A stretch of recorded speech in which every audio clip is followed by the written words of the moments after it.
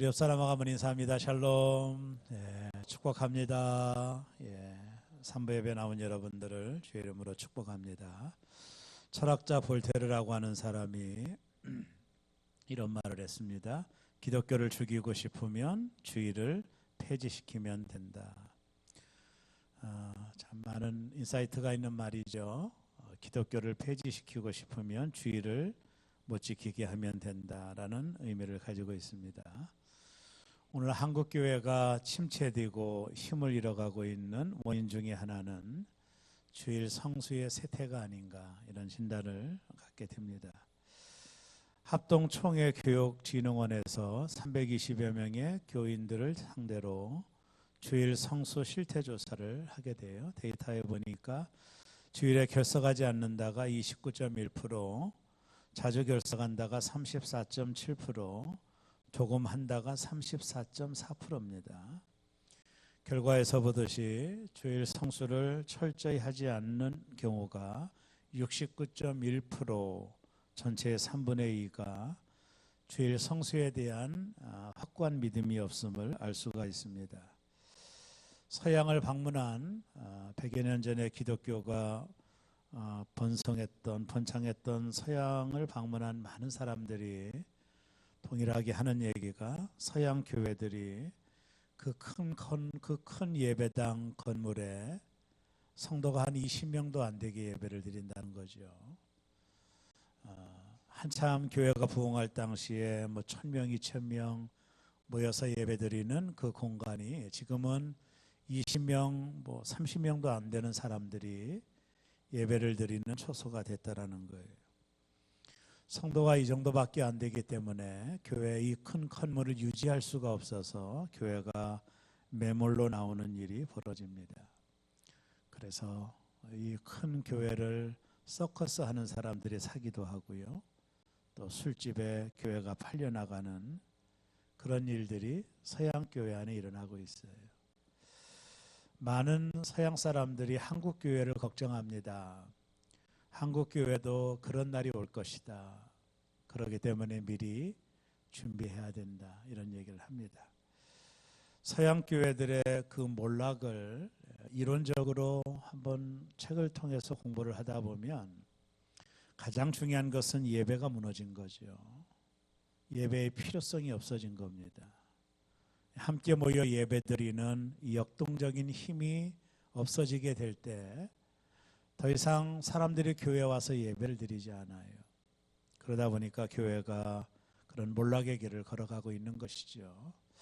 한국 교회는 어떨까요? 최근의 상황을 볼까요? 경험 여러분들이 다 있다시피 저와 여러분들이 은혜 받을 그 학생 시절, 중고등학교 시절에 부흥회를 하면 금요일 저녁까지 했습니다. 월요일부터. 그래도 그것을 길다고 느끼는 사람들이 없었어요. 그때는 그렇게 성령이 강권적으로 역사했죠. 그리고 주일날이면 저녁 예배까지 다 드리고 갔습니다. 근데 지금 한국 교회가 부흥회를 일주일 하는 곳이 없어요. 많이 해야 2박 3일. 그것도 많이 모이지 않으니까 많은 문제점이 있죠. 그리고 옛날에는 주일 저녁 예배가 얼마나 활성화됐습니까? 교회에서 하루 종일 함께 교제하다가 저녁에 예배드리고 은혜 받고 돌아가던 시대가 있었는데 한국 교회가 저녁 예배가 없어져 버렸죠. 다 오후 예배로 옮깁니다. 편리성 때문입니다. 예배를 2번, 3번 드릴 필요가 있겠는가? 주일날 한 번 드리면 되지. 저녁 예배가 폐지가 되고 우리 교도 그렇지만 오후 예배로 사람들의 구미에 맞춰서 예배가 변화되는 거예요. 제가 확언하건대 서양교회처럼 얼마 지나지 않으면 목사님 오후 예배는 또 뭘 드립니까? 오전 한 번만 드리고 맙시다. 이런 날이 아마 오게 될, 그게 서양교회들이 밟았던 발자국들입니다. 실은요. 예배가 점점 사라지고 예배 인원이 줄고 그러면서 서양교회의 몰락이 온 거예요. 그 부흥의 불길이 한국으로 넘어온 거 아닙니까? 근데 많은 교회사를 연구하는 학자들이, 교회 성장학을 연구하는 학자들이 이 부흥의 불길이 지금은 인도로, 중국으로 넘어가고 있다는 거예요. 우리가 알다시피 한국 교회 안에 이 주일 성수에 대한 개념이 점점 희박해져 가고 있어요. 여러분 죄송한 얘기지만 오후 예배 드리는 분들이 그렇게 많지 않아요. 또 수요일날 저녁에 나와 예배 드리는 것에 대한 사람들이 그렇게 많지 않습니다. 이건 한국 교회의 현실입니다. 실은요. 저는 학생 때 수요 예배도 한 번도 빠져본 적이 없었던 것 같아요. 그때도 가서 예배드리고 기도하던, 그땐 다 그렇게 성령의 역사가 있었던 시간들이 한국 교회 안에 있었죠. 서양 교회의 몰락을 한국 교회가 너무나도 빨리 밟아가고 있다는 데 문제가 있는 겁니다. 교회가 예배를 놓쳐버리면 이 큰 건물을 어떻게 할까요? 성도들이 예배를 드리지 못하면 이 건물을 어떻게 합니까? 서양 교회를 닮아가고 있는 거예요. 이 예배의 위기가 한국 교회 안에 찾아온 겁니다. 아마 조금 지나면 오후 예배도 드리지 말자고 하는 분들이 있을 거예요. 뭐 주일 한 번만 드리고 말면 되지 뭐 오후 예배까지 드리냐 이렇게 하는 분들이 있어요. 우리 새롬교회도 예배의 다음 세대들이 일어나야 돼요. 우리 권사님들은 열심히 예배 드리는데 다음 세대들이 그 자리를 채워주지 않으면 교회는 텅텅 비어갈 수밖에 없어요. 이것이 한국 교회의 위기다. 성경도 말하잖아요. 모이기를 패하는 사람들의 습관을 쫓아가지 말라고.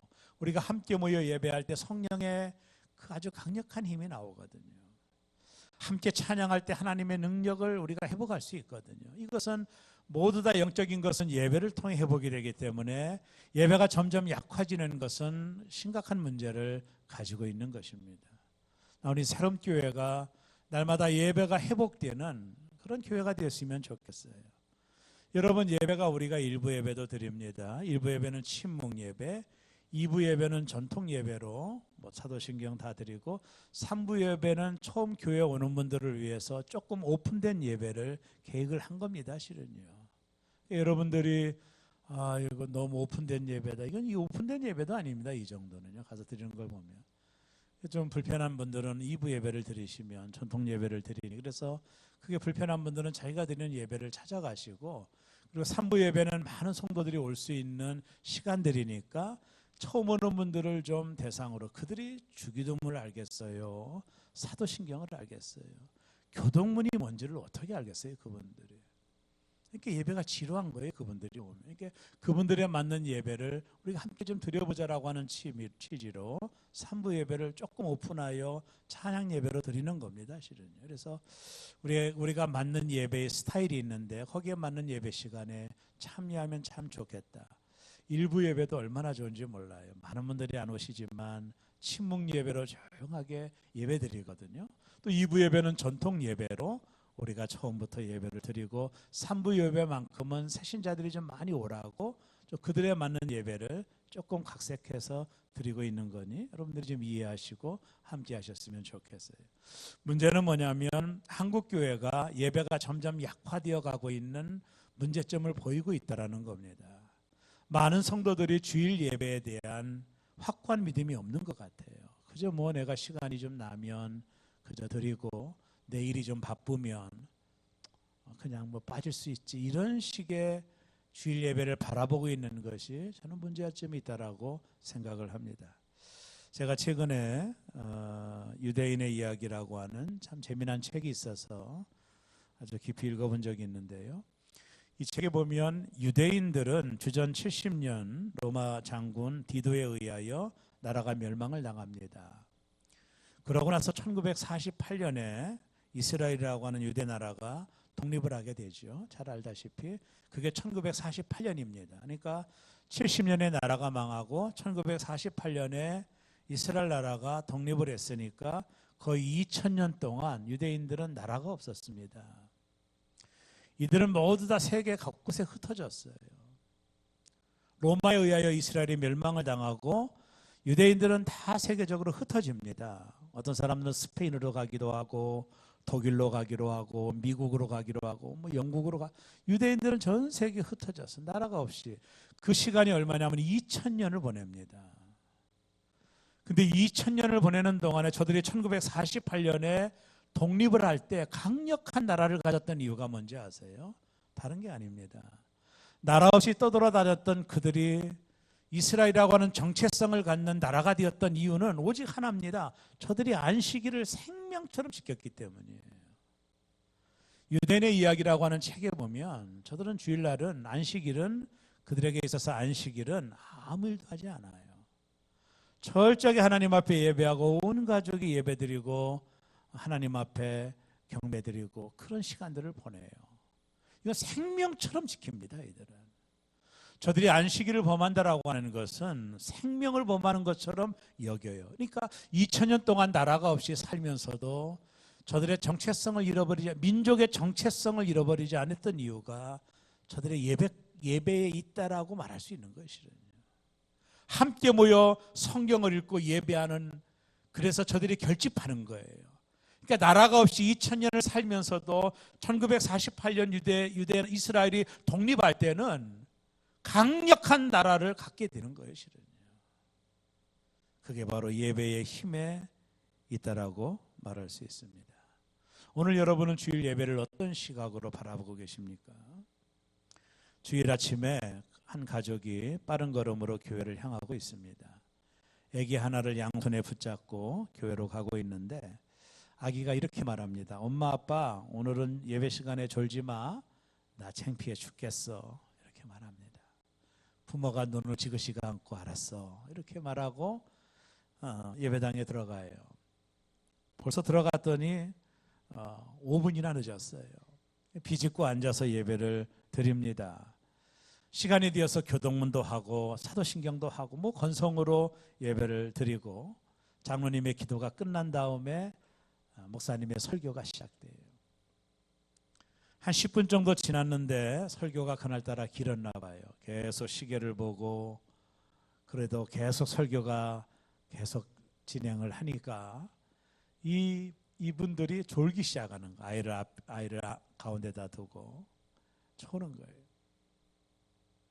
그러니까 이 아이가 화가 나가지고 5살짜리 꼬마가 사람들 다 듣도록 뭐라고 말하는지 아세요? 엄마 아빠 졸지 말라고 했잖아. 빨리 요금 내고 집에 가자. 헌금을 요금이라고. 이게 오늘 우리의 예배의 실태가 아닐까. 여러분 정말로 예배를 기대하고 오십니까? 얼마나 많은 분이 예배를 기대하고 오실까요? 저는 그게 참 궁금해요. 형식화된 예배, 하나님을 향한 갈망이 없는 예배. 그리스도인이냐 아니냐를 어떻게 구별할 수 있을까요? 그것은 주일날 예배를 드리느냐 안 드리냐로 결정할 수 있는 거예요, 실은요. 내가 그리스도인이라면 하나님 전에 나가 예배하는 사명이 있는 거죠. 오늘 우리가 읽은 본문은 10계명의 4번째 계명입니다. 하나님께서 이스라엘 민족을 향하여 주신 계명인데요. 오늘 읽은 출애굽기 20장 8절과 11절을 제가 다시 한번 읽을 테니 한번 들어보세요. 안식일을 기억하여 거룩하게 지키라. 엿새 동안은 힘써 내 모든 일을 행할 것이나 일곱째 날은 내 하나님 여호와의 안식일인즉 너나 내 아들이나 내 딸이나 내 남종이나 내 여종이나 내 가축이나 내 문 안에 머무는 객이라도 아무 일도 하지 말라. 이는 엿새 동안에 나 여호와가 하늘과 땅과 바다와 그 가운데 모든 것을 만들고 일곱째 날에 쉬었음이라. 그러므로 나 여호와가 안식일을 복되게 하여 그날을 거룩하게 하였느니라.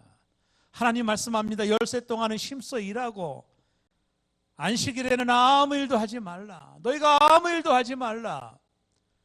이스라엘 민족이 지키던 안식일의 개념이 예수님이 부활하신 첫날, 안식일 첫날로 우리가 주일로 지키고 있는 이 날, 하나님 뭐라고 말씀하냐면 아무 일도 하지 말라라는 거예요.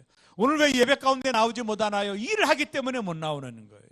나의 자업이 있고 일이 하기 때문에, 바쁜 일이 있기 때문에 하나님 전에 예배하러 나오지는 못하는 겁니다. 성경은 말합니다. 너희가 아무 일도 하지 말라.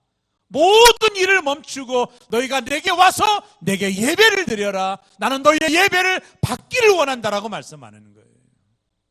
왜 우리가 예배당에 나오지 못합니까? 주일날 일이 있기 때문에 못 나온다라는 거예요. 그것은 하나님의 말씀을 어기는 것이죠. 아무 일도 하지 말라고 말했어요. 내게 와서 예배하라고 하나님께서 명령으로 주어요. 이거는 명령입니다. 우리의 선택이 아니라, 우리가 선택해서 결정하는 것이 아니라 하나님의 미션이요 명령이에요. 이것에는 순종밖에 없는 거예요. 하나님이 안식일을 얼마나 소중하게 여겼는지 출애굽기 31장 15절에 보면, 엿새 동안은 일할 것이나 일곱째 날은 큰 안식일이니 여호와께 거룩한 것이라. 안식일에 일하는 자는 누구든지 죽일지니라. 제가 유대인의 전통에 관한 책들을 읽을 때 특별히 그 구약시대 유대인들 가운데 안식일을 범하는 것, 안식일을 지키지 않는 자들을 돌로 쳐서 정말로 죽였어요. 하나님이 그렇게 명령하신 거예요. 왜? 안식일을 지키라는 거예요. 엿새 동안은 너희가 열심히 일하는 건 상관이 없다라는 겁니다. 그러나 안식일은 너희가 하나님 앞에 예배함으로 지켜라. 그렇지 않는 자는 돌을 들어서 그 사람을 쳐 죽이라고 명령한 거예요.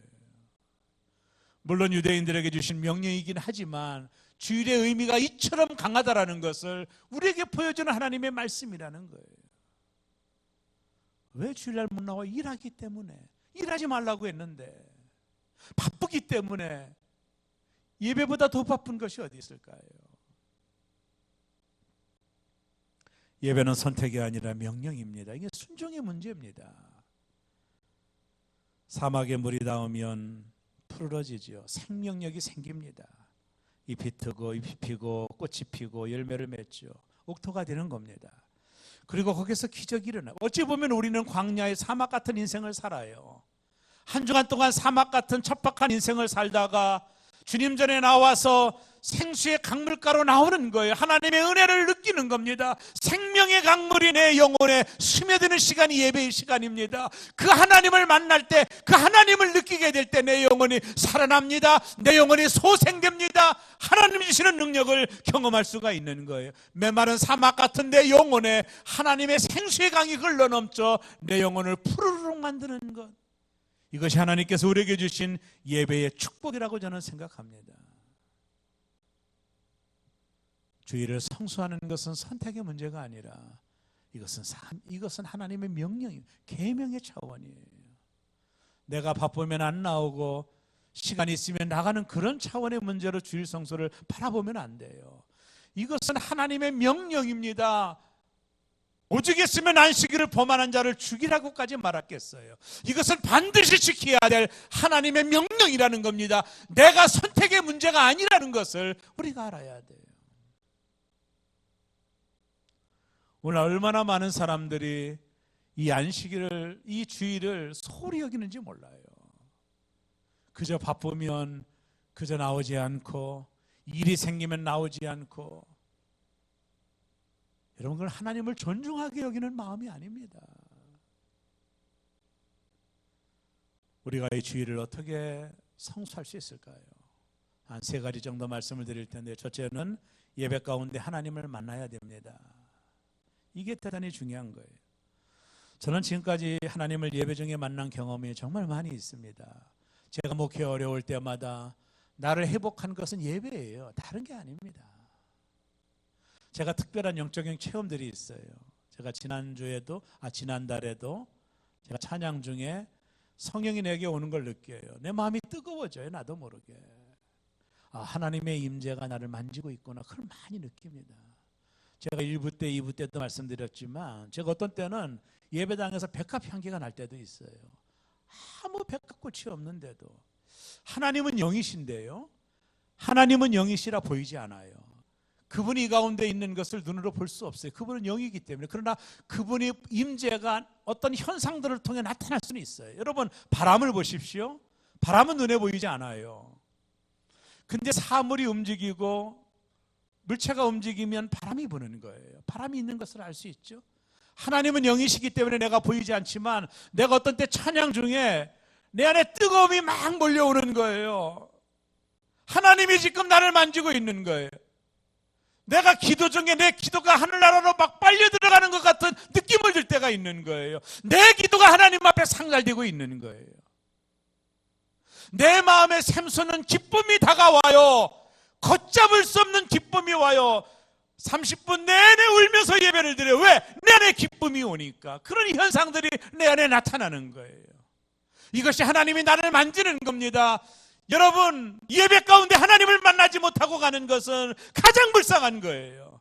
여러분이 예배를 사모하며 나와야 됩니다. 하나님은 예배하는 자를 찾으십니다. 만나주시겠다라는 약속이기 때문에 우리가 예배 가운데 하나님을 만나지 못하고 습관적으로 드리고 가는 것은 의미가 없어요. 그건 무의미한 겁니다. 하나님은 반드시 예배하는 자를 찾으십니다. 하나님은 만나주시기 때문에 예배 가운데 하나님을 만나는 그런 경험들을 가지고 있어야 돼요. 하나님의 임재 말입니다.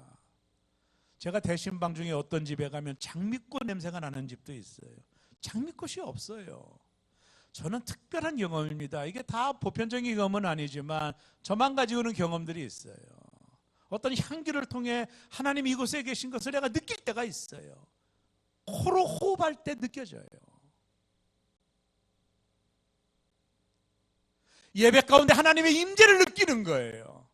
하나님이 나를 만져주심을, 어떤 때는 찬양할 때 눈물밖에 안 나와요. 내 마음이 뜨거워져요. 감격이 일어나요. 기쁨이 용솟음쳐요. 내 안에 샘솟는 기쁨이 일어나는 겁니다. 이게 예배 때마다 누리는 하나님의 임재입니다. 하나님이 나를 만지고 계신 거예요. 이걸 느끼고 예배를 드려야죠. 그저 형식적으로 앉아있고 습관적으로 기계적으로 찝찝해서 그냥 시간만 때우고 간다면 여러분이 가장 불쌍한 사람이 되는 거예요. 이보다 얼마나 불쌍한 일이 어디 있어요? 얼마나 아까운 시간입니까? 예배는 하나님을 만나는 곳입니다. 시편 14편 2절에 보면 여호와께서 하늘에서 인생을 굽어 살피사 지각이 있어 하나님을 찾는 자가 있는가 보려 하신즉, 이게 아주 놀라운 얘기입니다. 저는 이 말을 언제 실감한지 아세요? 고등학교 때입니다. 제가 그때 은혜 받고 그 청년들과 함께 바닷가를 갔습니다. 밤에 별이 보이는 거예요. 근데 그 별 속에서 은하수가 하늘에 가득하게 보이는 거예요. 근데 하나님은 어딘가에 계실 거 아니겠어요? 그때 제 믿음이 그래요. 이 별 넘어 있든 은하수 넘어 있든 하나님은 어딘가에 계실 거라는 생각이 드는 거예요. 그 별을 보는 순간에, 은하수를 보는 순간에 그 내가 누워서 그걸 보고 있는데 내 안에 감동이 오는 겁니다. 저 멀리 계신 하나님이 나를 만나러 오신다라고 하는 것, 이 수많은 행성 중에 가장 작은 지구 안에 있는 나를 찾아오신다라는 것이 그토록 감격적으로 느낀 적이 없었어요. 제가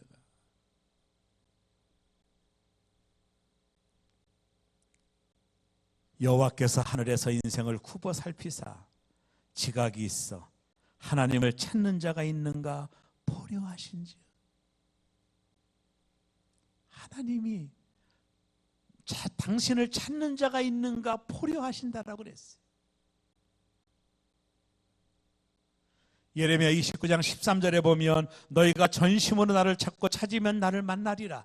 하나님의 약속입니다. 신실하신 하나님의 약속이에요. 우린 예배 가운데 하나님을 찾는 겁니다. 예배는 하나님을 찾는 거죠.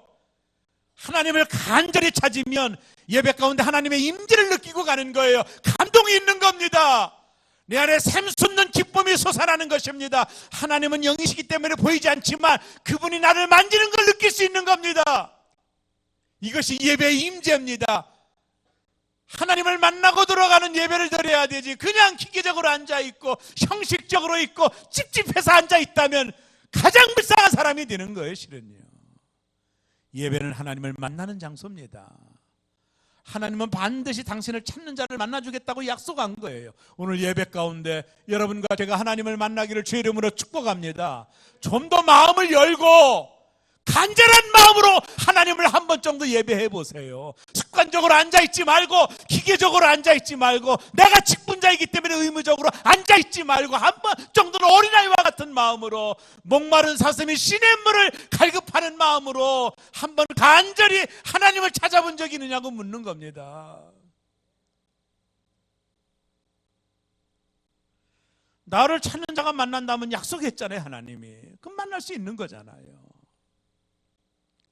제가 3주 전에 앞에서 찬양을 드리는데 우리 찬양단들이 찬양하는, 막 내 가슴이 뜨거워지는 거예요.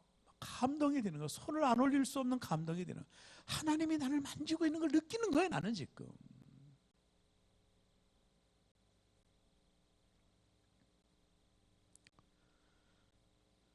요한복음 4장 23절에 보면 아버지께 참되게 예배하는 자들은 영과 진리로 예배할 때가 오나니 곧 이때라. 아버지께서는 자기에게 이렇게 예배하는 자들을 찾으시느니라. 하나님이 찾으신다면 만날 수 있는 거거든요. 여러분 제발 기계적으로 와서 앉아있지 마세요. 습관적으로 그냥 찝찝해서 안 드리면 좀 뭐 일어날 것 같고 그런 마음으로 오지 마세요. 정말로 간절한 마음으로 하나님을 찾아본 적이 있으신가요?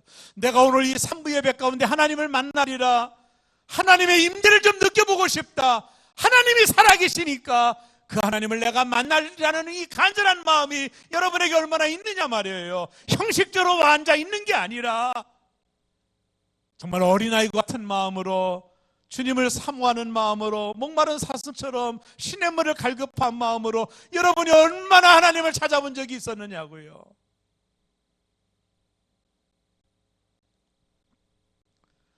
(19세기) 네덜란드가 남긴 최고의 신학자와 정치가였던 아브라함 카이퍼가 자기는 평생 한 시편을 묵상하며 살았다고 고백을 했어요. 그 시편 73편 28절입니다. 하나님께 가까이함이 내게 복이라. 하나님을 가까이함이 내게 복이라. 하나님을 가까이하는 자가 받는 복이 뭔지 아세요? 여호수아서 23장 10절에 보면 너희 중 한 사람이 천명을 쫓으리니 이는 너희의 하나님 여호와 그가 너희에게 말씀하신 것 같이 너희를 위하여 싸우심이라. 하나님을 가까이하는 자에게 하나님이 어떤 복을 주신다고 했어요? 하나님을 가까이할 때 한 사람이 1000명을 쫓아내는 용사가 될 수 있다는, 하나님이 너희를 도와주겠다라는 겁니다. 사랑하는 성도 여러분, 새롭게 성도 여러분, 주일 예배를 소중하게 여기십시오. 예배는 선택이 아니라 명령입니다. 순종하십시오. 그리고 하나님 전에 나올 때마다 사모하는 마음으로 오십시오. 여러분의 삶의 다양한 중요성 가운데 가장 예배를 우선순위에 두십시오. 목숨을 걸고 지켜보십시오. 간절한 마음으로 나와보십시오. 시간이 남아서 나오는 게 아닙니다. 시간이 없더라도 예배를 소중하게 여기십시오. 여러분의 삶의 예배가 회복이 될 때만이 메마른 사막 같은 우리의 심령에 생수의 강물이 흘러넘치고 하나님의 만나는 놀라운 축복들을 경험하게 되고 내 안에 샘솟는 하나님의 기쁨을 만나게 될 것이랍니다.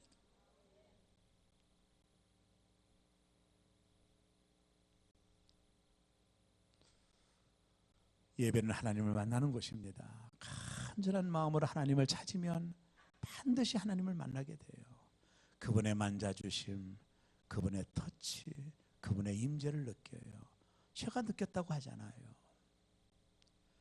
예배 가운데 하나님을 만나고 돌아가는 무의미한 예배가 아니라, 습관적으로 드리는 예배가 아니라, 찝찝해서 그냥 드리는 예배가 아니라 정말로 하나님을 간절히 만나고 돌아가는 저와 여러분 모두가 되기를 주 이름으로 축복합니다. 두 번째, 봉사가 일이 아니라 사역이 되게 하십시오. 참 중요한 얘기인데요. 여러분이 주일날 오면 많은 일들을 하잖아요. 일이라고 하죠. 봉사하죠. 식당에서도 하고 카페에서도 하고 차량 봉사, 안내 많이 하는 이 모든 것들은 바로 일이 아니라 미니스트리 사역입니다. 실은요. 그렇게 주일을 보내셔야 돼요. 교회에 오셔서. 일이라고 하니까 이게 어렵고 힘든데 이게 내가 하나님 나에게 맡긴 사역이라고 하면 감사로 할 수 있는 거예요.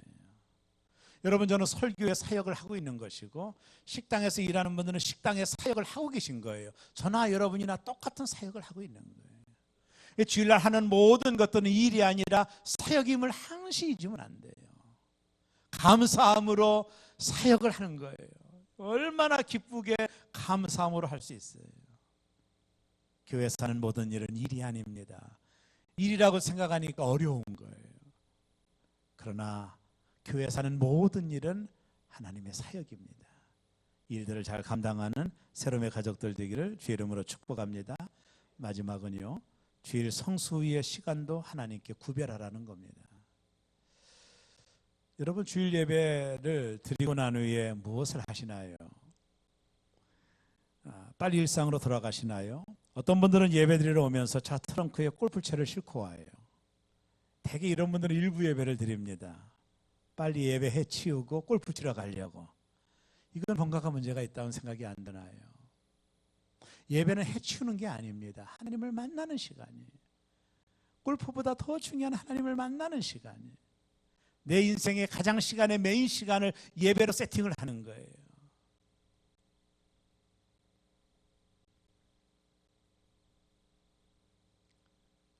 내가 예배드리고 난 이후의 시간도 예배라는 걸 잊지 마셔야 돼요.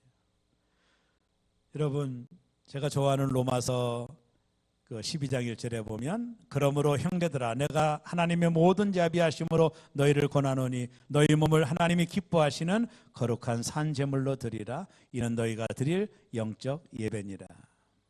예배에 대한 잘못된 오해가 뭔지 아세요? 그것을 예배를 단순히 종교의식의 하나로 생각하는 겁니다.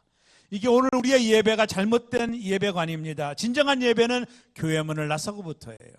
오늘 예배를 마치고 예배당을 나서는 여러분, 이제부터 여러분의 진정한 예배가 시작되고 있는 거예요.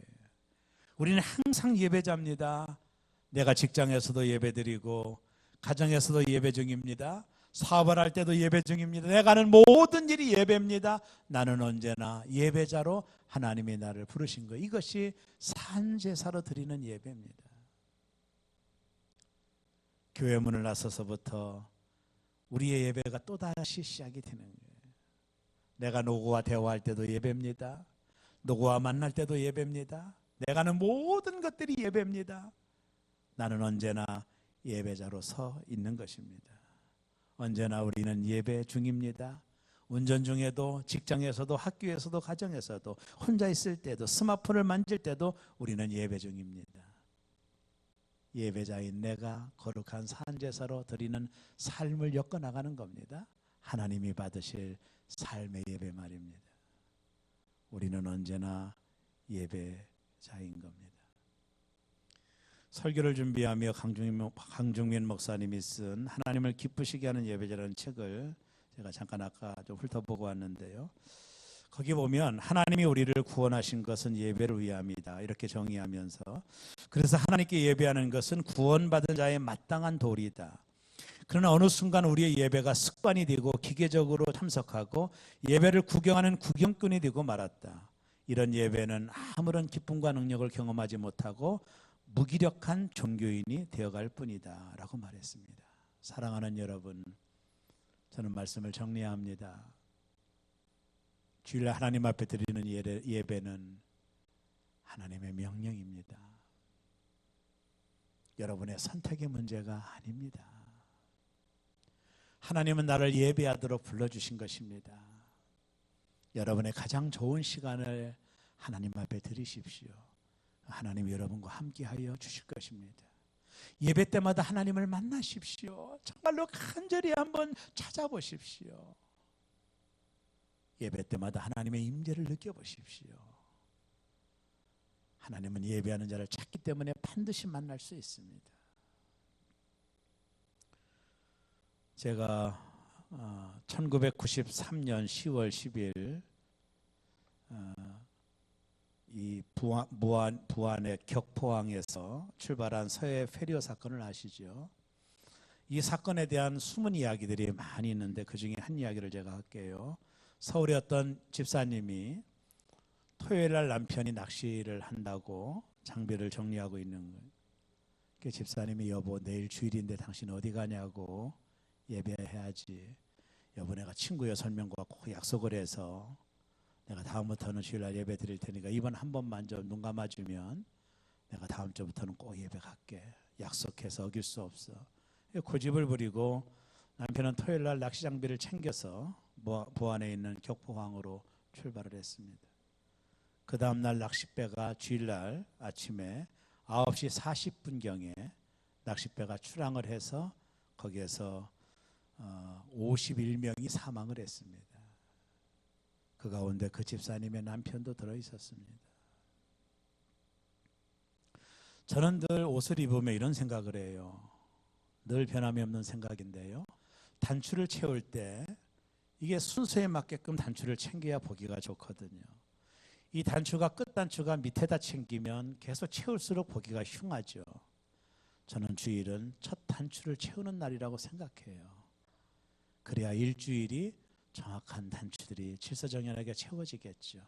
근데 이 주일을 어겨버리면 일주일의 삶이 엉망이 되는 거예요.